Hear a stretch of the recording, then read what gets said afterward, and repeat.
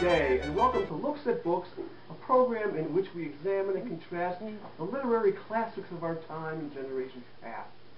Today we will compare the futuristic and controversial George Orwell novel 1984 with The Great American Serial Book, written and compiled with passion by Marty Gitlin and Topher Ellis.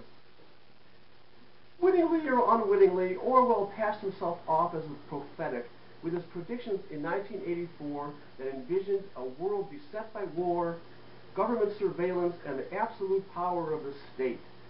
He foresaw a society that stifled freedom and had the citizenry living in fear. The concept of a big brother that watched over one and all proved frightening, but all too real a possibility in the 1949 classic. But in the view of this literary critic, Orwell did not go far enough in his foretelling of the future.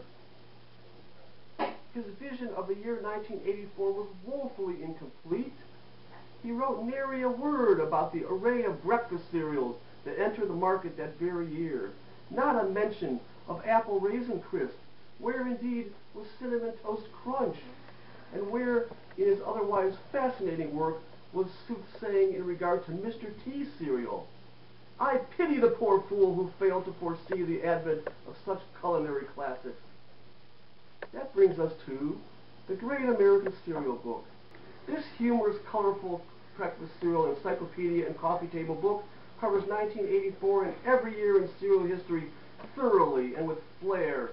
For example, the book not only highlights Cinnamon Toast Crunch, but its notable spokes character, Wendell the Baker. It also highlights other previously unmentioned 1984 cereals such as Cracker Jack and E.T. Can Orwell make such claims? No. I have no recourse then to conclude that The Great American Cereal Book is a superior work to 1984. And that concludes another episode of Looks at Books. Thank you, and good day.